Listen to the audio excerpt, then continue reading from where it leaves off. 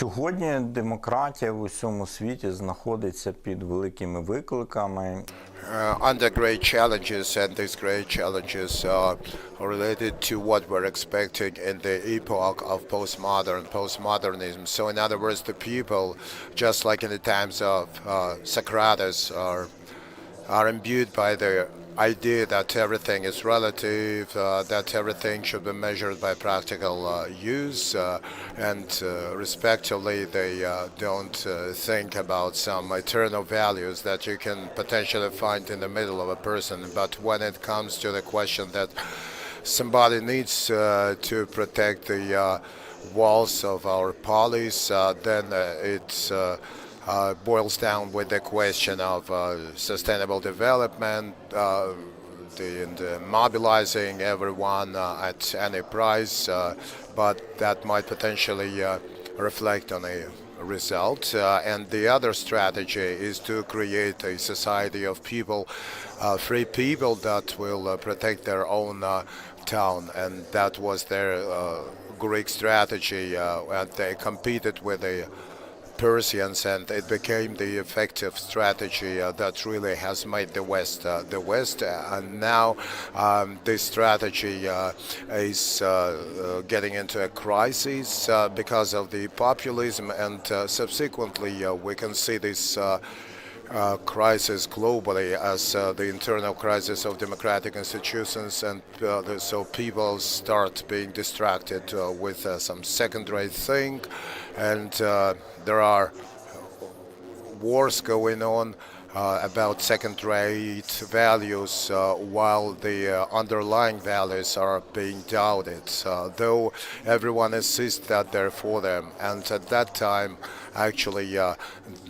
there is the importance of those societies that really in battlefield are standing for the values when it comes to their classic measurements. There is a certain paradox. In other words, Ukraine as a country, as a state, is far away from implementing those life values into the lives of citizens, the lives of society, and structure that would be recognized by everyone. So it is society where there is no lawful state,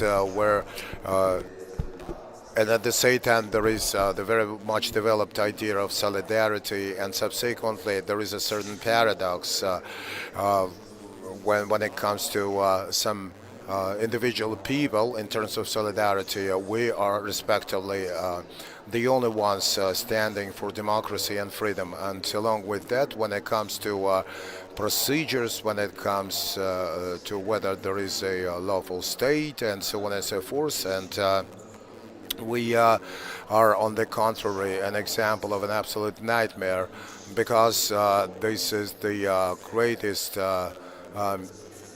bureaucratizing. This is unprecedented humiliation of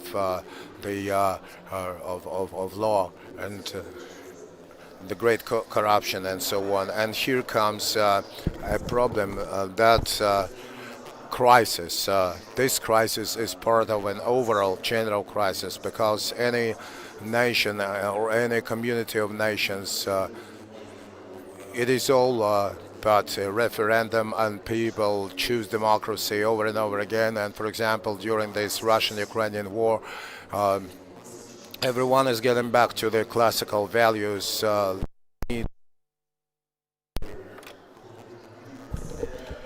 Then subsequently, that's a very important process, and say we here play a prominent role. And let's say for us there are two jobs. First of all, to achieve a lawful state that is typical for the West as a whole, and the second one is to overcome the in battlefield the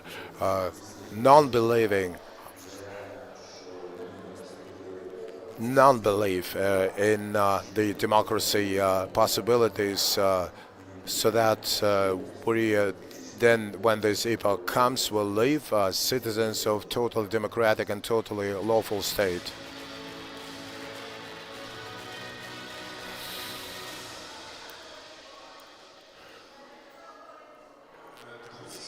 Dear friends, good afternoon, everyone. My name is Vasyl Babic, and I'm representing the civil society organization ISAR Business and Center of Economic Restoration panel discussion, and this will be meeting the criteria for EU accession and Ukraine's progress and civil society role. We can see experts, we can see people from civil society organizations, we can see people from international technical assistance projects, our international friends and colleagues. Thank you for being with us, and we're counting on your active participation. So after the participation, from the participants, or the panel participants, we're going to have a series of Q&As, so you're welcome with your comments and questions. Not welcome until that session. You will be welcome with them, and we're hoping for a fruitful discussion. I'm going to start with a person which is furthest from me, Ivan Delornak. She's the Deputy Director of the Office of European Integration, Yulia Sharipova, and she's running at ISAR Business the Euro integration. The next one is from the Council of Next Generation, and Gleb is the Executive Director of the Center of Economic Strategy. Also, we're expecting Taras Kachka, who is the Deputy Minister of Economics, who will join us shortly. Dear colleagues, what are we going to talk about in this discussion? It's been more than 460 days of the heroic resistance of the Ukrainian people against the military aggression and Russian Federation's escalation against Ukraine. And actually, this war has been going on since 2014, and it started in the Ukrainian Crimea, in Donetsk and Lugansk, and now it's kind of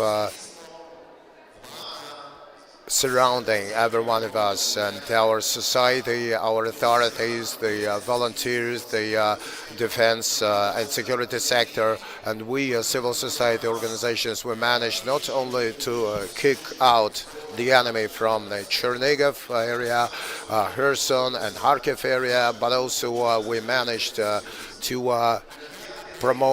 to have promoted ourselves substantially on the way to our EU membership, because Ukraine submitted an official application for EU membership, and very soon, 23rd of June last year, at the EU Leaders Summit, Ukraine and Moldova became EU membership candidates. Accession candidates, but we're in the very beginning of this long-standing process. Are we, or are we in the middle? And it's about to be complete. I mean, our candidature. So, what are the political and economic criteria that a candidate country and an EU member to be meets? And the key question is how European integration is going to help us when it comes to a number of aspects. As professor and military person Yuri Chernomorets already said in the video, we as a country we need to deal with a number of jobs. First of all, winning the war. Secondly, saving the democracy. Thirdly, saving the state, the country. And the last one is to launch the reform, launch a trilateral process of reconstruction, and number three, modernization. And all these three processes are going on at the same time. Right, so I assume this is a pretty broad framework, and today we're going to talk about our pathway to the European Union. So my question is for you, dear panelists, on this particular pathway, winning the war and saving the country, saving the democracy, and the trilateral process with different speeds, recovery, reconstruction, and modernization. How can the European integration help us around this? 30 seconds. Yulia, who's ready? Anyone ready?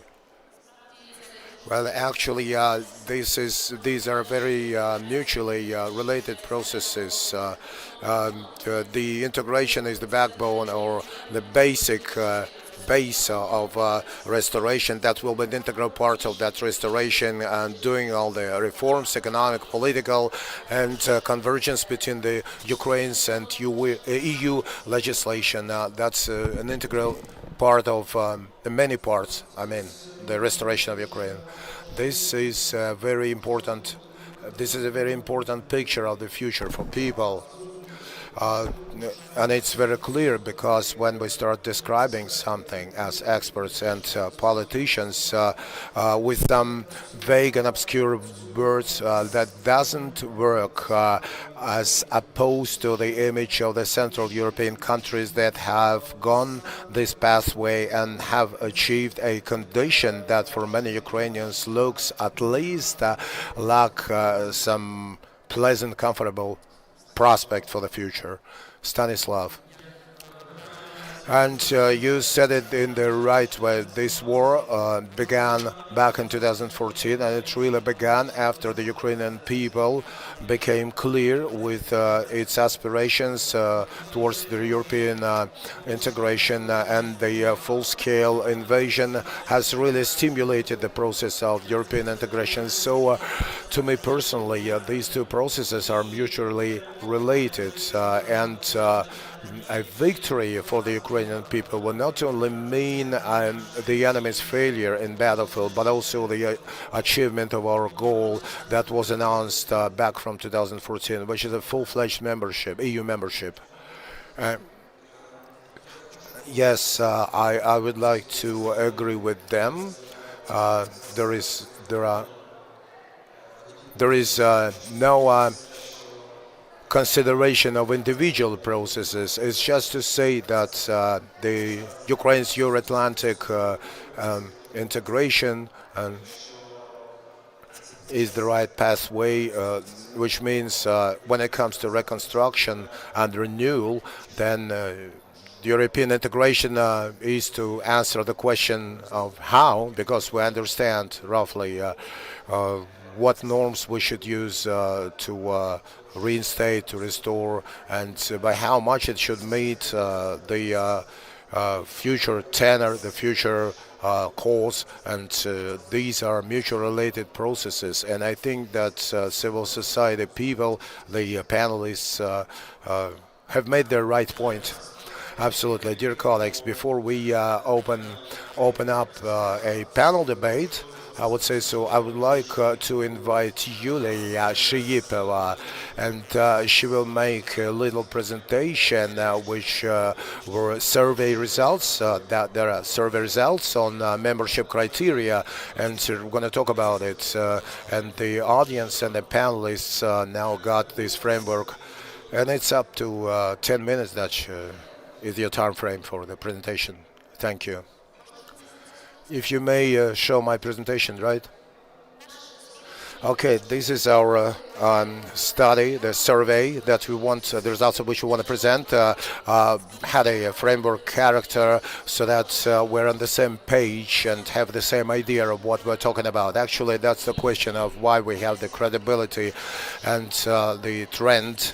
And to talk about what we're talking about is a business was founded back in 2015 doing economic reforms, liberal reforms, that's economic restoration, that is some sort of civil society alliance of many organizations, and the strategy of Ukraine's economic development up until 2030 was created, and we're making efforts actually together to help Ukraine join the EU as a civil society. So the first question is, how can we evaluate Ukraine's progress towards the EU? So we understand that we got general criteria that are made up of constituents. That's actually the stability of institutions guaranteeing democracy and rule of law. That's political criteria. That's also effective market economy that is competitive, that can overcome the pressures within the EU itself, and also the capacity to undertake the responsibility, membership-related responsibilities. Are these criteria very clear or not? So we tried to do it during our survey. We tried to single out some indicators that could be useful just to measure the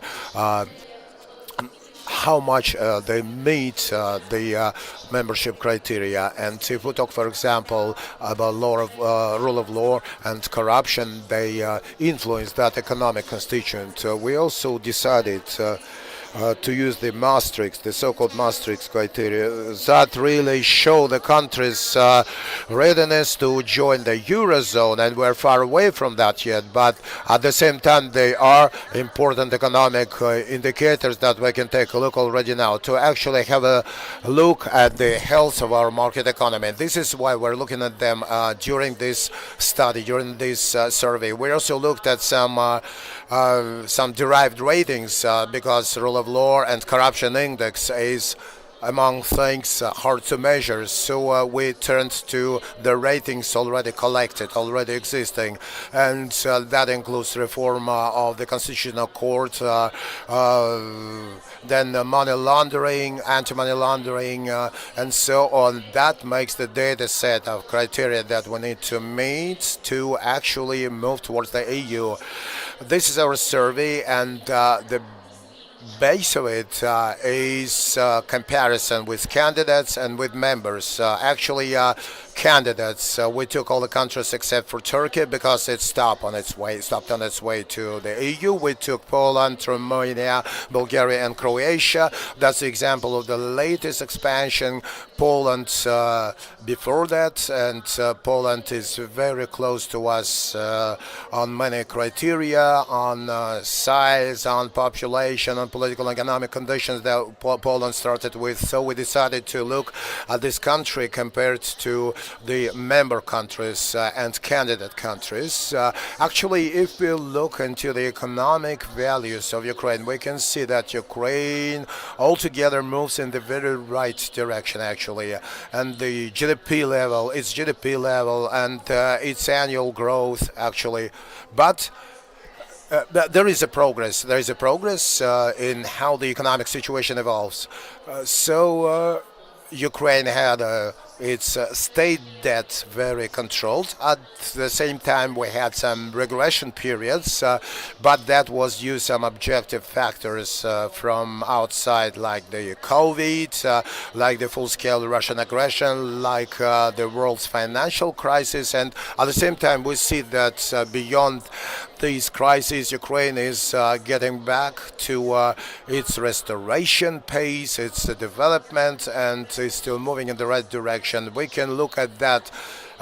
We can look at Ukraine's progress in comparison with the other countries. If we look at the countries that already became successful EU members, then in this slide we can see the index of economic freedoms and index of acceptance of corruption. For example, on the right, when it comes to acceptance of corruption, we saw that Bulgaria started with worse positions than Ukraine, Romania with the same positions, Poland was a little bit better, but at the same time, all these countries, they made quite a major step ahead during their candidature, and they're continuing their progress even after becoming EU members. And the same situation is with the Economic Freedoms Index. So we're being told often that's a post-Soviet country, Ukraine is, and so on and so forth. But all these countries, including except for Poland, started off with worse positions and then improved them already being members.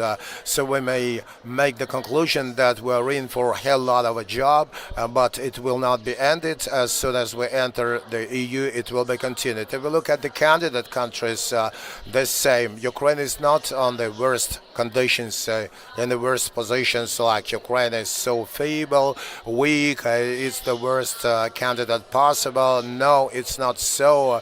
The war has aggravated our values, our indicators, but when it comes to it, and before the war, before the full-scale aggression, our positions were, we're now talking about the war only, almost, and before that, we weren't champions, but we weren't a backward country either, so we are about in the same range and pulling the same card as the other countries that were longer candidates, and it took them longer to implement the right reforms. So we will look into if we look into the right cases, then we will see that some things incorporate all these countries, only the ones that only got their membership, the ones that were candidates, and conditionality is being used by the European Union. That's some sort of conditions that display advantages or disadvantages. So you can see either positive or negative conditionality, and this positive conditionality not always works according to the examples of many countries. And at the same time, the EU is currently not very much inclined to use some negative aftermath implications. The European Union are striving to stimulate positively or negatively the candidate countries. For example, like in Montenegro, non-democratic authority may come to office, may take office, and they might not be able to yield, may not be able to give some stimulus for reforms. Not always it works, and at the same time, like in Serbia, they keep the country from those things, keep the country from moving ahead rather efficiently. Actually, to start our discussion, we would like also to point out the role of civil society. Also, some role is played by the authorities.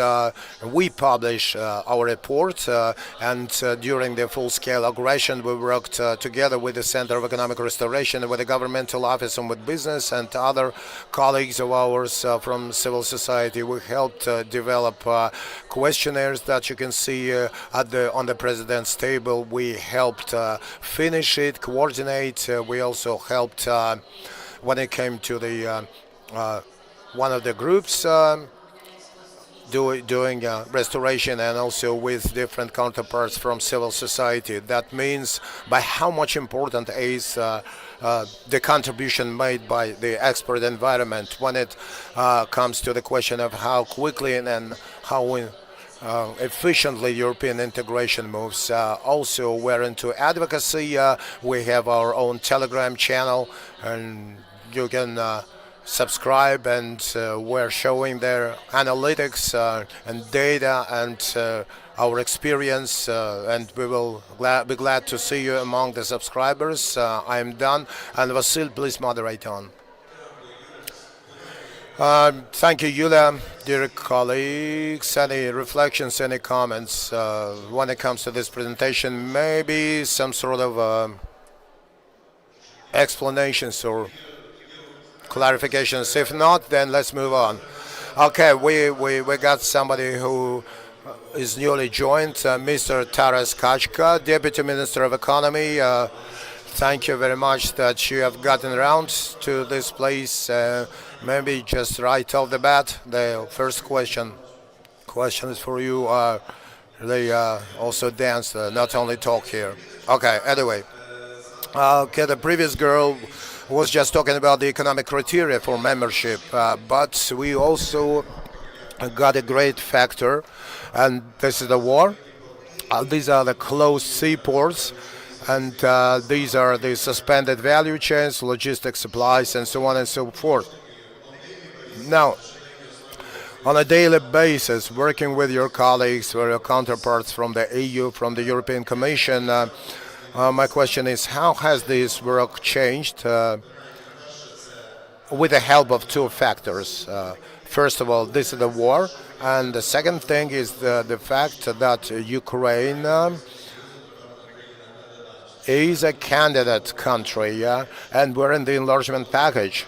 So in this next fall, we are expecting to see ourselves among the EU countries, not as a member country, but as a candidate, not as a neighboring country, but as a candidate country. Yeah, okay. First of all, we need to understand. Let's start from far away. Let's start from Adam Smith, who saw actually in business and commerce the foundations of civil society, and that's the invisible hand of civil society. It changed in a few centuries, but actually, the problem of economic convergence is a very difficult matter as such, because we're used to accept the European integration as some onward moving down the matrix of responsibility. There's a directive, do we meet, do we not meet, but there is an economic engine that the European Union is involved in. They think a lot, and they think about what they need after the COVID for the restoration, the Russian aggression, and not only it has an impact on Ukraine, but also the European Union. So we need to understand what we are bringing into the European Union, and by how much and how the European Ukrainian economic engine is. And the war actually showed the sustainability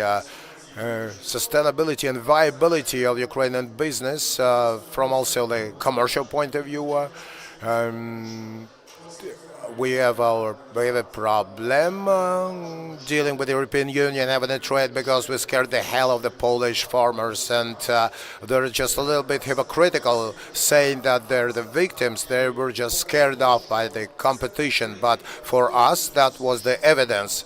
That's a point for a very lively discussion on what we're bringing into the European Union, and we're bringing a pretty viable business culture that the European Union might be using for its development, and we're bringing in very many things related to the stability of supply chains, from difficult topics like metallurgy and up to those future-oriented as agriculture. Because the European Union and lots of eco-activists and civil society want to see sustainable agriculture, and this sustainable agriculture is only possible at the expense of the integration. Though the competition that we're bringing in, it makes this conclusion not so unilateral, and from the point of view of policy and what the government is promoting, what business is promoting, our job is how do we integrate this economic element by the rules of trade, the rules of the EU, not only when it comes to statics, do we meet or we don't meet, but actually it's the dynamic condition, how much we fit into the European common market as well. And that's a great challenge, and that's a great space for work, because Ukrainian economy is not that primitive as it might seem initially. So in this connection, the job is actually to enlarge the EU, and it is different from what was with that Poland, Bulgaria, and Romania, because Ukraine has not remained in a transformational stage as Poland in 1991, 1995. We, in other words, developed our economy. We transformed our economy. Somebody doesn't like it via the property structure. Somebody might say via the market model because of our great ag holdings, but That was transformation. We have created our own economy, so our story is in a way unique, and it is unique because we're not only talking about economy, we're talking about the role of civil society, but it's also unique in the activism of civil society as related to business. In other words, what does civil society protect as related to business? That might be some unions' rights. That might be some environmental things. And here we have some bipolar thing because on the one hand we are all patriots and we are all promoting Ukraine, and on the other hand that's the local interests of business and civil society that could be different, and we can see that very much when it comes to the discussion, when it comes to the implementation of the conditions for industrial pollution and so on and so forth. And now it comes with the question how business and how civil activists can simplify their job by without referencing European standards, and on the other hand how they can manipulate. So our discussion with the Ukrainian stakeholders is simplified. On the other hand, it is complicated and it creates a very unique environment for discussion. So the most interesting story is that economy will be a unique script scenario when it comes to talking to the EU about accession, because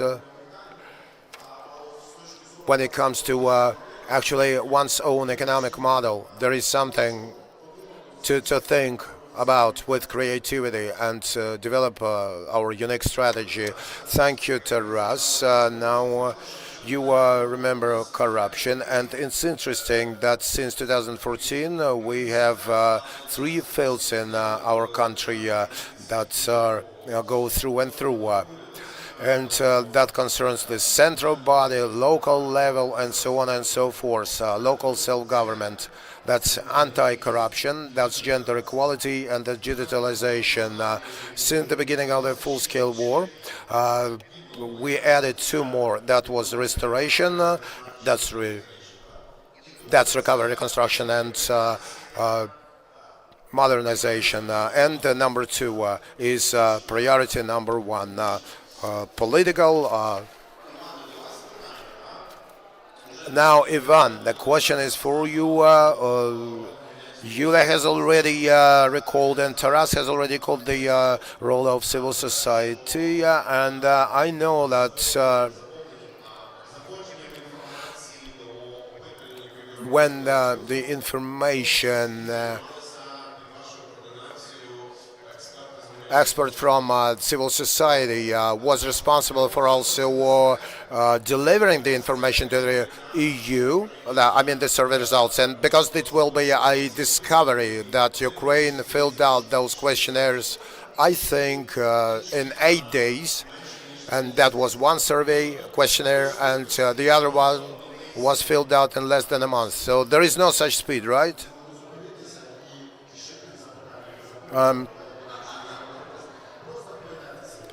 Just by inertia.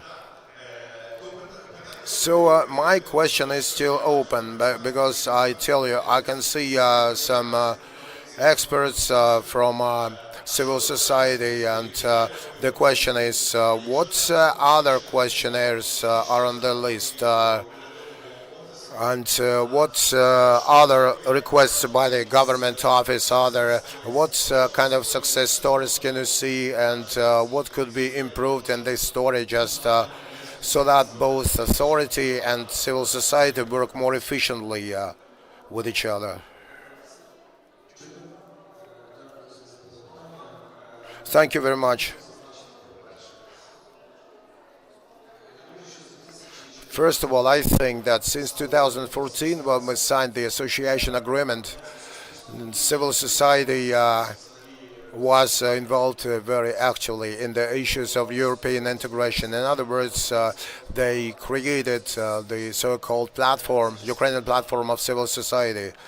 That was part of bilateral associations, and together with the EU, they made a great number of projects. There was even Civil Synergy, a great project that helped do research and then how much Ukraine implements the association agreement and what shall be done and so on and so forth. So since 2014, we essentially created an institutional capacities when it came to civil society. Concerning European integration, we were in a very close communication because there were the relevant formats, the relevant discussions, and there were very many good questions and about why some certain projects didn't meet completely European integration, and that really strengthened the institutional capacity in the government and also institutional capacity in civil society. So essentially on 24th of February 2022 was some sort of a division line that said that there is the point of time when institutional capacity with the government and with civil society shall be together. So when we applied for membership and when we got a preliminary okay from the European Council when it came to informal summit in Paris and Versailles, and after that we started working with civil society on those questions that were repeated questionnaire to questionnaire, and were able to ratify them together with the representatives with the executive power, and we started to get ready for that. And when we got an official questionnaire from the European Commission, and that official questionnaire that allowed us to be ready. So in a record speed, we filled out all the questions on economy and political criteria, and then on the 29th of May, up until 29th of May, all the questionnaire on laws and normative and regulations. And I would say that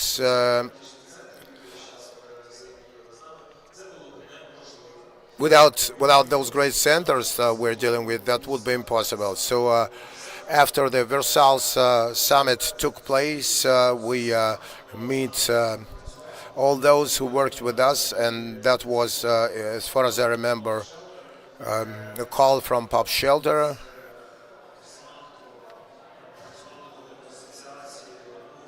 and everyone who worked on the association agreement had a partnership, and we distributed our role, and everyone played their roles up until the end. And I would say that our European integration, when it comes to the future, in the context of what we're doing, when it comes to self-screening the government and when it comes to the negotiation process, I think without civil society, we will not be able to go through these processes successfully.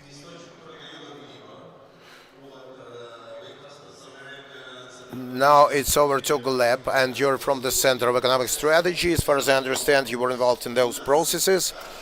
And when it comes to our classic understanding, NGO, civil society, any organization can act as an expert, communication thing, and advocacy thing. So were you involved in the processes that Ivan just recalled?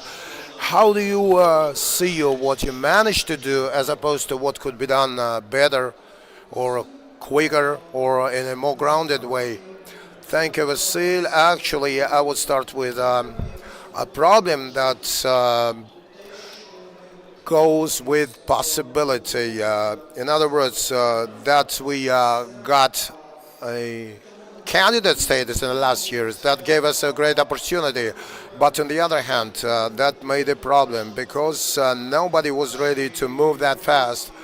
Our European partners, over many years, they kept us in distance, and they made hints about our expectations as to membership. Too optimistic, you get ready, but you take your time. So as the result, neither in the government nor in civil society, I mean, that what concerns the export possibility, just to say the least, there was no. In other words, if we talk about which is closer to us, that is actually in the export environment. That's people that understand the problems of European integration very well, while everything was said as Ivan said. In other words, the government managed to do pretty quickly those things that had to fit in the relevant deadline without any other option. Actually, experts and the government people had a very pragmatic goals to do everything on time, so that no good person among the European counterparts says, I told you that during the wartime they wouldn't be able, they won't have time, and we had to avoid that kind of comment. So subsequently, actually, this function of helping the government, helping the authorities is an absolutely key function. And also it is just as interesting that not only it showed up when it came to cooperation with the government, when it comes to European integration and other areas, we had no competition anymore. Competition was gone. So in one of the projects, when we worked with the governmental office, we have experts from 3 or 4 organizations at the same time, depending on the project. And everything rests on subcontracts and different organizations. It could be led by someone, could be led by one organization, led by another organization, and therefore it is very important. Cooperation between the colleagues improved substantially. I mean, the understanding of who understands what better. So everyone wants to help the government, and nobody wants to make believe what they're versed in, what they're not versed in. I mean, there were some situations that they wanted to point finger at someone who is more versed in things. But we're talking about the challenges, short-term challenges that we had. One of such is an issue that goes back many years, actually goes back to 2014. That's in general between many politicians and public servants and representatives of the civil sector. There are very good relationships. Somebody stayed in the civil sector, somebody comes out of the environment, and actually there are other mechanisms that would help this trust. There are no other mechanisms to help this trust. Actually, in the government, it is very difficult now to create pretty fast mechanisms that would allow, just like that, involve experts according to procedures. So here this problem needs to be understood, actually, but once the desire for cooperation by either party could be resolved. Then another problem is a lack of expertise in the civil sector. I think donors might help here, just for the experts to have the opportunity to often have resources to deal with the particular issues of the European legislation. I'll just take an example. Yuri Gaidai, who is into taxation policy, was dealing for a month with the issues of joint rules, general rules of value-added tax in the European Union. He found out very many interesting things, plenty of interesting things that very few people had heard in our country. I'd heard about in our country. They're also professionals, and we need to deal with that. Actually, not to simplify things, not to have things in an offhand way, so Brussels will look at us as at not very well prepared people and will tell us like go study better. So first of all, we need resources. Secondly, we need actually human resources, and I think that we need to involve Ukrainians who are abroad now. That concerns the ones that went out there before the war, so that they don't go working for other international organizations, so that they continue on with what is helping the Ukrainian country without even working formally for Ukraine, but working for some international projects or NGOs that are funded by donors. And concerning communication, just in a very brief, just to make it go back to what Taras has said, what we can see actually, except for the agricultural crisis, and it's not yet resolved, right, Taras? Because what we can see on the Ukrainian-Polish border, there was an announcement from the European Business Association that we all, and concerning communication too, we need to pretty quickly move to actually socialize with the stakeholders in the EU countries, including great businesses and business associations to actually deal with that model of Ukraine's integration. I mean, they created value-added chains like Polish dairy guys are pressing the Polish farmers, and Hamon or Spanish Hamon manufacturers from Germany or Spain say to their governments, let's open a free trade zone as quickly as possible, a common market for Ukraine and all the areas. And actually this grows into a bigger question, because actually, as it seems to me from an expert point of view, Ukraine is playing a very evident role of a less technological country than Poland.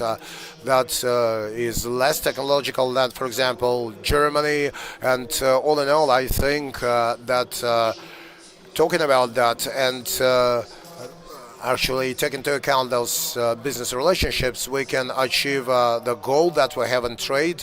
And this actually means to switch from the temporary mode of free trade to a permanent free trade member from the European Union. Ivan wants to talk about eggs and milk or European society. Very briefly. Just reflecting on what Gleb just said, it's actually the fact that the competencies that were acquired since 2014-2022, they're exhausting themselves, and we are in absolutely different realities, and that's the screening that the government started to make. It shows that neither in the government nor in central executive authorities, neither in civil society, there is enough competition, and this is really a myth that we will be able take some competent and prepared people from somewhere. It's not real. We need to prepare them, and now we're developing a certain program.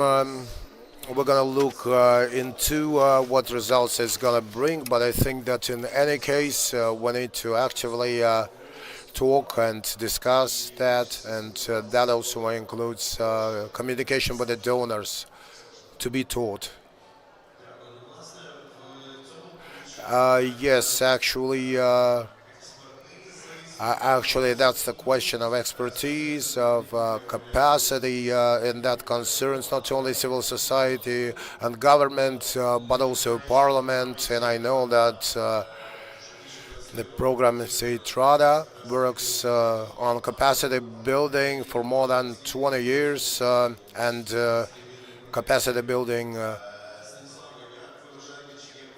Stanislav, do you think is there any progress made on that pathway, and what has changed since Ukraine became an EU membership candidate? You've got more work to do, you've got less work to do, and so what challenges can you see, or maybe some potential solutions? Thank you for the possibility to talk about the parliamentary measurement of European integration, because it's actually in the Parliament, they are trying to cope with those lawmaking initiatives from government to civil society. To answer your question, I will put a more global, comprehensive question. What do you understand under the European integration law? That's a law that really meets the rules, fits into the rules of the European Union, or is that a law that was adopted by procedures and standards that are in place in the European Union? As already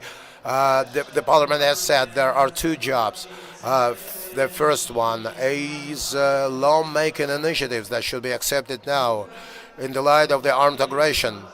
Number two, reformation and lawmaking acts, and actually these two things seemed to be pretty opposite each other, that they didn't fit each other, and the Parliament approves them on the same conditions, on the conditions of strict limitations, no broadcasting of sessions, no schedule of sessions at the Parliament, no agendas,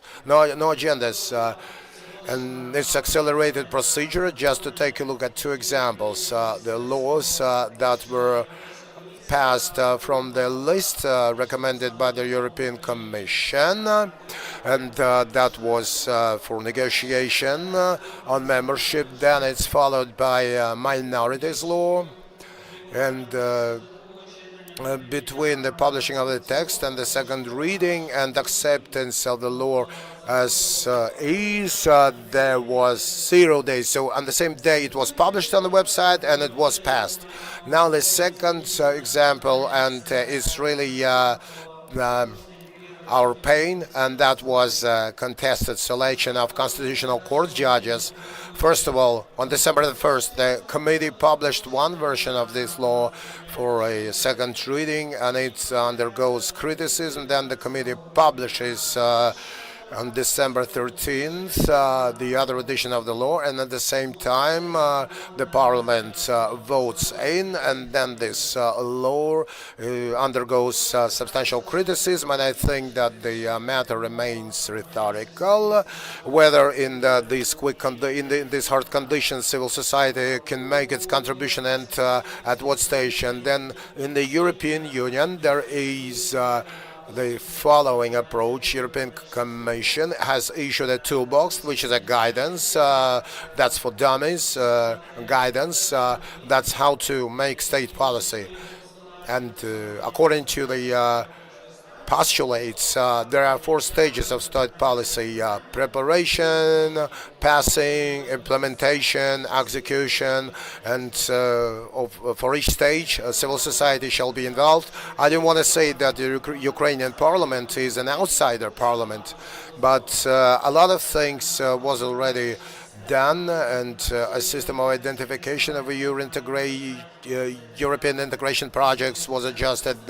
There is a special sign as the EU flag, and there is a number of articles on FIT, on correspondence, and there is an appraisal that's being made, like expert review, and for the correspondence, and for the first and for the second reading, and also profile subcommittees are created in each Parliament Committee of Ukraine. However, there is plenty of things to do, wherein for first of all the Parliament's regulation shall be changed, and the procedure of passing draft laws shall be changed, and then there should be a unit created that will do coordination with focal point unit, coordination with the government, with civil society, and that will be monitoring of the execution of reintegration processes.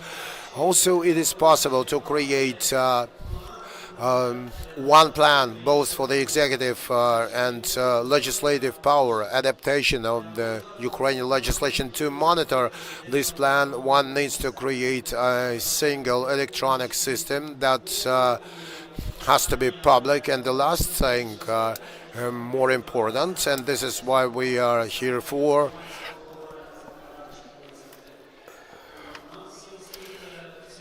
we all have to be conscious that an ideal law does not mean ideal execution, and actually the involvement of law developers with government, with civil society, the legislators and beneficiaries give the law legitimacy and respect, which would provide its quality execution. Thank you. Thank you, Stanislav. Very quick question. The items, the line items you were going through, are you supported by the majority in the parliament? But can you feel also civil society support from expert organizations as well? Conceptually, yes. My answer is yes. There is support.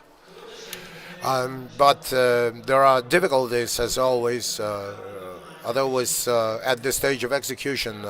When it comes to one or another priority, I think the complexity comes when it comes to interaction with government and parliament. There might be competitions, who is the biggest euro integrator.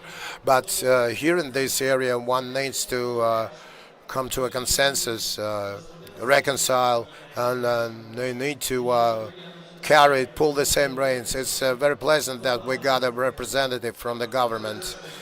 Yeah, sometimes I have the question, who is ruling the European integration, the Vice Prime or Ministry of Recovery, Ministry of Restoration? Who is the top figure? Who is in charge? Okay, dear panelists, thank you for opening up of the discussion. Now, questions, comments, proposals. I can see the first hand.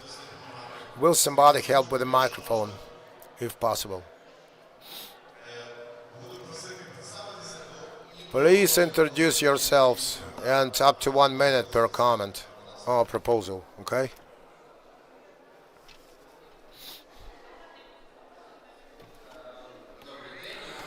Good afternoon. Name is Igor. My question is for Ivan and Yulia. Could you please share what assessments or how do you evaluate that in this year Ukraine will start a negotiation for EU accession? And the second question is, how do you evaluate or assess the fulfillment of the recommendations? We understand that they've been fulfilled in part, but it's their fulfillment that is important for our further integration.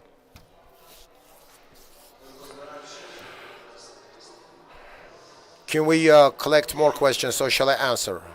Okay. In this case, I will try answering the following. When it comes to negotiation, accession negotiation, everything depends on two factors.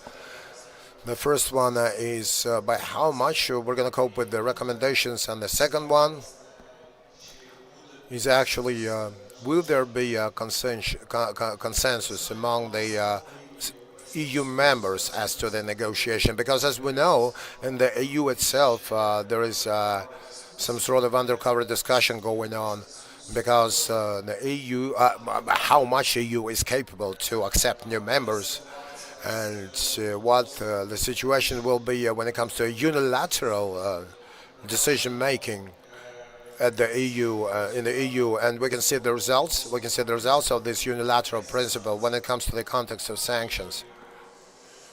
So when it comes to the context of enlargement, these elements, well, you can also see in the other candidate countries how the member countries, because of being pressured that of unanimous decisions, how they lobby for their interests in the candidate countries. That's the first thing. Then in this next June there will be an update published on the 7 recommendations, and we're doing our best to make it positive. And after that, we're expecting in October 2023 a report on the criteria of Ukraine's correspondence to EU membership in the framework of enlargement package report that will be included in Ukraine. Ukraine will be, first of all, the first time included in this kind of report for the European Commission, and the European Commission will read about Ukraine and recommend the opening up of the negotiations.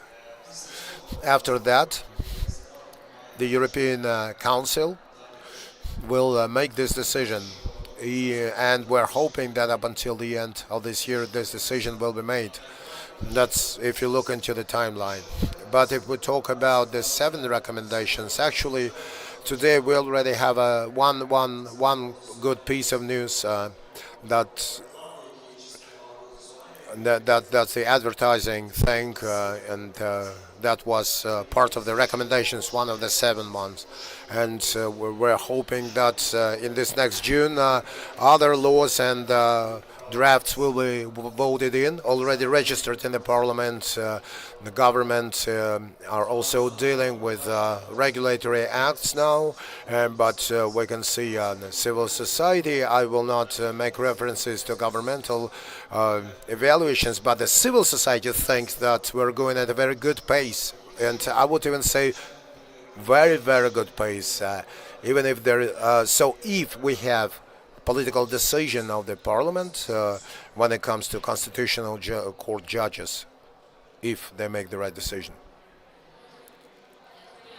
I would like to agree with Ivan when it comes to the evaluation of the accession timeline. Ivan is probably the best person that can provide more grounded evaluation when it comes to the 7 criteria. If I got it right, then today's passing of advertising law, it's the 6th recommendation fulfillment. The media was already 2, and then regulatory acts, that's recommendation. But at the same time, I would pay attention to the fact that some recommendations are not executable by passing a law. And in particular, that concerns anti-corruption and anti-oligarchs. Then it directly says that it's not enough to pass one law. You have passed it, but please implement, do it. And that's a long-standing process. And most importantly, we need to steadily move towards the fulfillment of this recommendation. I think that the European Commission will take that into account when it comes to its evaluation, its assessment that it will publish. More questions, dear colleagues? Microphone, please. Please introduce yourselves. This is Olena. Please introduce yourselves. I am Elena Pavluk, and I am running a newly created Lviv European Integration Office. And my question for you is, what's the role of local self-governance when it comes to the progress of Ukraine's integration to the EU? Local self-governance. What do you think about this example? Because from our point of view, the parliament and the cabinet are passing laws and regulatory acts, but who does them? Who implements them? Maybe local self-governance. Maybe you got a different point of view. Dear colleagues, you ready to respond? Just a brief comment. European integration is not only a job to do, but it's also the possibilities for the regions as well. And when it comes to joining the EU accession, Ukraine will get access to financing. And this kind of financing could be for projects on the regional level. And today, actually, what I was talking about in my presentation,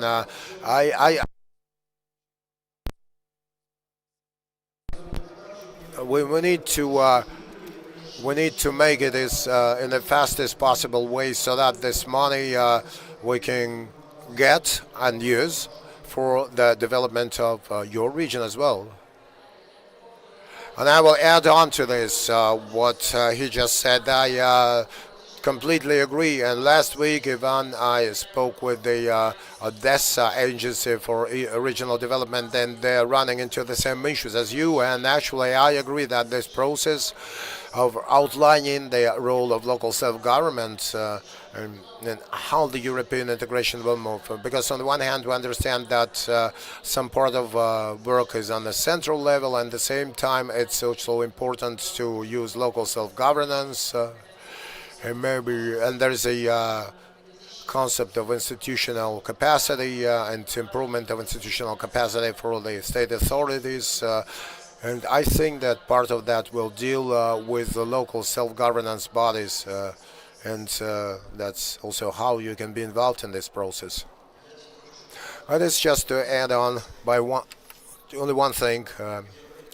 Basically, the European integration off the ground is not on the ground. It's not financially on the ground, but when because I remember when there was an implementation of the so-called the hydrogen directive, as far as I heard, it's not yet implemented, or water directive, and we worked with local authorities, and I saw water directives, and I saw the principles of water resource management changing on a regional level, and that was a pretty complex story that required civil society activeness. So I don't believe it's going to be top to bottom. It should be simultaneous.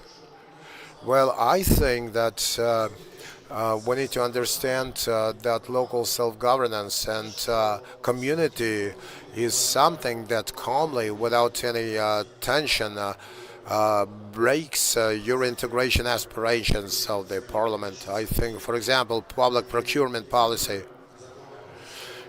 and whatever laws they pass for public procurement, but local self-governance bodies or municipal enterprises structures are the customers, and up until they want to live as same way as European customers, we can keep turning our way all we want, but there will be some. Well, I draw it in some excessive pains, but anyway. But we're talking about European integration, and that's the simplest things. MPAA plan to approve for drafting laws. It's the simplest thing to imagine it as an apolitical technocratic work, but largely speaking, we need to understand that the political cycle is made up not of 4 points but of 5, which is depression, anger, and then acceptance, or something. So we need to understand that we go that way maybe, and we need to understand that the ground level is many things, the public procurement, waste management, all those things. And once, long time ago, I'm almost a veteran of the European integration. One of the first deliberations or conferences and that was dedicated to preparing the association agreement, and that was about environment, and that was domestic waste, and that was 2005-2006, and we said that yes, we got it all. We issued an order, and we affirmed the standard that has to concern all the landfills. Okay, another problem was 34 billion tons of undeclared solid waste, solid waste. 20 years ago, almost 20 years ago, it was enough to create an order for implementing standards, just to say that we are meeting all the EU requirements. On the other hand, solid waste is another problem for local self-government. So we need to take all this process Actually, from the point of view of that perspective, from the point of view of that 1,400 something united territorial communities that have the responsibility of implementing those rules, that will go from the European Union into our national thing. Okay, just a very brief remark. Thank you very much, Taras. There's then this legislation will go to local self-governance. They will do it, and integration is not a translation into Ukrainian, some sort of act, European act with an state emblem and signature of the president. That's a great number of directives that really prescribe. We can do it in an A way, and a B way, and a C way, but we need to achieve this particular goal. And if you allow the act developer to be guided by those options, they will do it the easiest way. If you give it to the parliament will do it in such a way as not to collect the votes. And so when it comes to the execution, then they will opt for something executable. Thank you, dear colleagues. Any more? Sergey Fedorenchuk, organization Green Light. I've got 35 years of experience when it comes to civil society organizations and environment. Most of all, most likely Ukraine will not be accepted to the EU because of its absolute environmental incapacity, institutional incapacity. We're talking about the economy, but in the EU, there is no pure economy as is. All the economy in their case takes into account social policy and environmental. That's called sustainable development. It's balanced development, actually. Sustainable. And you cannot ignore that. Over the last 20 years, 20 ministers rotated in charge of environment. Every one of them doing reforms, now chaos and decoration. They only compete on paper, but many examples I could cite. And European integration, the most complex thing for the ministry, but we need to accept or adapt 28 European directives. No agency gets it, and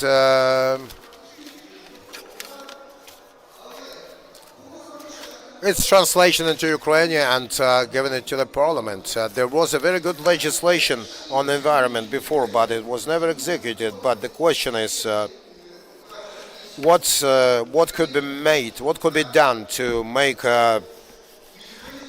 execute all those things, accepted or adapted? Nobody bears responsibility. The minister is an incompetent people. They said that the war cannot destroy the Ukrainian environment. Why are you sitting in that post? The Secretary of State, corrupt person.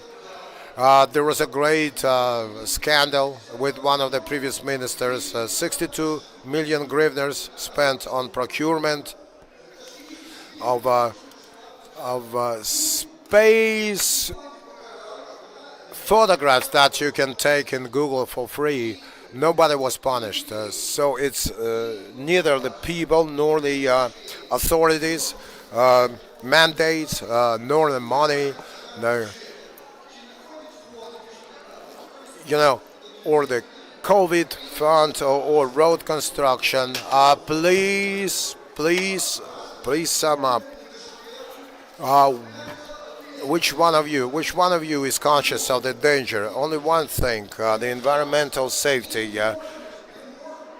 Ukraine cannot be accepted for its environment into the European Union, because the question is actually that every one of us is conscious of this. But the question is that, as you say, economy is impossible without environment, and environment is impossible without economy. So that's the most important postulate of the EU.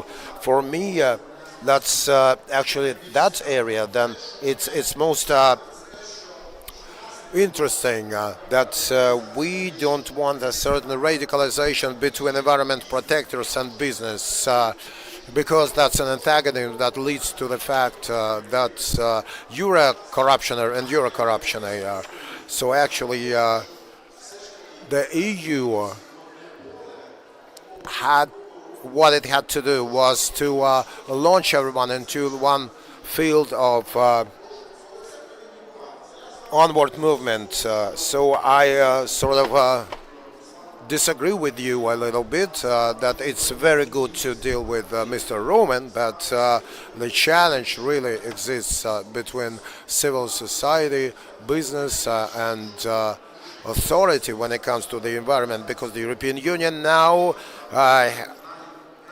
poses a question of climate protection as the most important element of its whole policies. In Ukraine, it is also the case. We now can see that all the modernization-related things and economic recovery will be available by means of climate-friendly technologies. All this potential does exist. The most important thing is to sit down and talk about not when it comes to the category who does the good things or bad thing.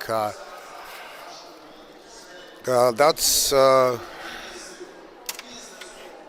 interaction with business, with local population, with local self-governance, and so on and so forth. That's more complex than a switch mechanical watch. And here, actually, the civil society needs to understand all those roles. To be experts or activists, that's actually a privilege of civil society, and it needs to be used in one's advantage, not just to show that I'm on top, but to draw everyone into that discussion, and then we're going to achieve the success. Any more? Or shall we move along? Okay. Questions? Now we got 7 minutes. Questions from the floor. 2 questions, and that's it. And then from our speakers. Microphone, please.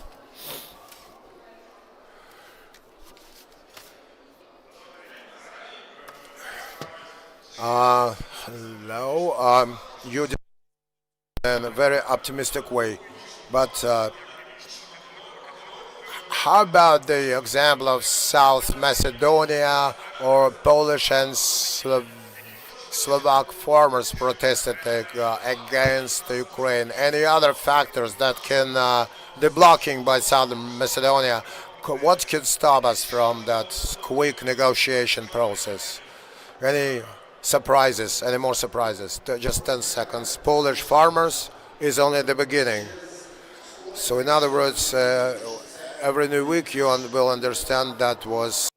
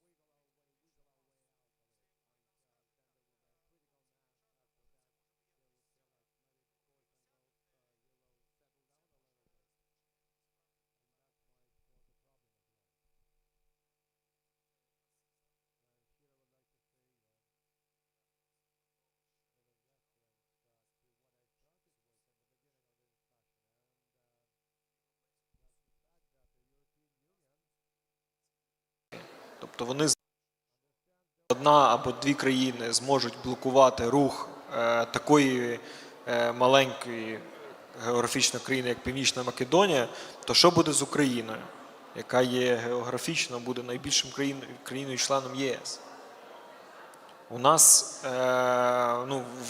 багато є напрямків секторів економіки, які спокійно конкурують з ринками держав-членів ЄС. І от я думаю, що Тарас Андрійович це вже відчуває на собі. Я хочу сказати тут також, а є інший погляд на цю ситуацію, так? Тобто я спілкувався з європейськими колегами, вони кажуть, ну в принципі в майбутньому, коли ви вступите в Європейський Союз,